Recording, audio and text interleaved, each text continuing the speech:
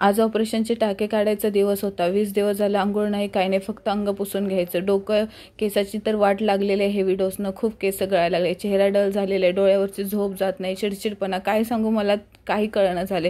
हे माझं बाळ माझ्यासोबत आहे म्हणून त्याच्या मागे मागे माझा दिवस जाते, नाहीतर मी रडून रडून मी वेडी झाले असते. त्याचं आज तोंडी परीक्षा होती ना, तर संध्याकाळी डॉक्टरकडे गेली. अगोदरच मी माझ्या हाताने पट्टी काढली, कारण का डॉक्टर लय जोरात पट्टी खेचतात म्हणून हळूहळू मीच काढून टाकली.